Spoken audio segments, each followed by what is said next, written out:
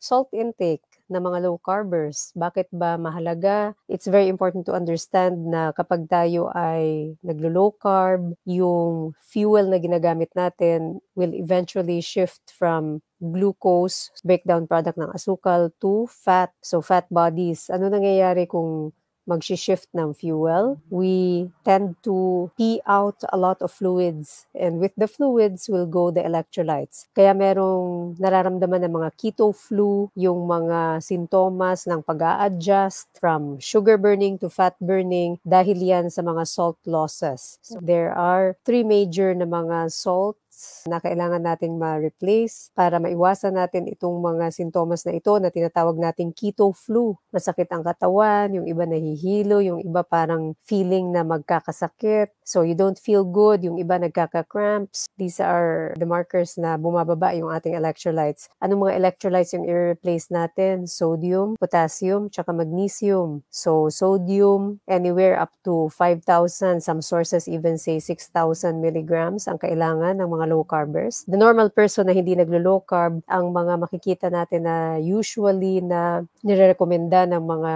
associations like yung mga cardiovascular associations is around 2,250 milligrams, 2,300 milligrams per day. Pero pag low carber ka, dahil madalas kang umiihi at malaki ang losses ng salt mo, your requirement goes up 2 to 3 times. Ang word of caution dito, of course, are people with hypertension. So, kailangan yung mga tao na dati ng high blood, check your blood pressure, obviously, kasi one of the reasons why nagkakaroon ng blood pressure is yung regulation yan ng salt natin, ng kidney natin, regulation ng blood pressure. So, we need to keep an eye on the salt intake for those population ng mga tao, but many times with the weight loss, the blood pressure also improves. Overall, yung ating salt intake as low carbers and fat burners tend to be higher yung ating requirement. So yun yung sa sodium, potassium, sometimes up to 4,000 milligrams, 5,000 milligrams per day. And yan ay maaaring ma-meet by using our do-it-yourself electrolyte solution or by supplementing. So pag nagsa-supplement din tayo, natutulungan din yung low potassium na mga sintomas para maiwasan natin. Most of the time, ito yung mga parang panghihina ng mga kalamnan natin, palpitations, also symptom. And finally, yung magnesium. So magnesium